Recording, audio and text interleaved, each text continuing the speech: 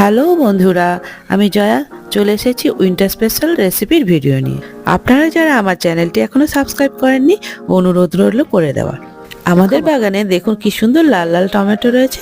আমার হাজবেন্ড তো পাড়তে শুরু করে দিয়েছে, তো ভাবলাম ওই টমেটোগুলো দিয়েই একটু টমেটোর চাটনি গোপালের জন্য করে দিই, কারণ প্রথম তো। আপনারা তো আগেই দেখেছেন আমার বাগানের সবকিছুই কেমিক্যাল সারবিহীন, কিন্তু এরকমভাবে টমেটোগুলোকে পিস পিস করে কেটে নিলাম। তার সাথে কাজু কিশমিশ ও উইন্টার স্পেশাল পাটালি গুড় নিয়ে নিলাম। কড়াইতে সামান্য একটু তেল গরম করে লঙ্কা আর সর্ষে ফোড়ন দিয়ে টমেটোগুলো ছেড়ে একটু নুন হলুদ দিয়ে ভালো করে ফ্রাই করে নিলাম। কিছুক্ষণ নাড়াচাড়া করার পর ভিজিয়ে রাখা কাজু কিশমিশটা অ্যাড করে দিলাম, গুড়টাও অ্যাড করে দিলাম।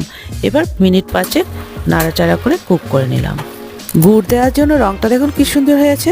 রান্না করার পর এরকম যখন গাঢ় হয়ে গেল তখন একটা বাটিতে সার্ভ করে দিলাম। আপনারাও বাড়িতে একদিন এরকম টমেটোর চাটনিটা বানিয়ে দেখবেন, খেতে কিন্তু খুব সুস্বাদু হয়।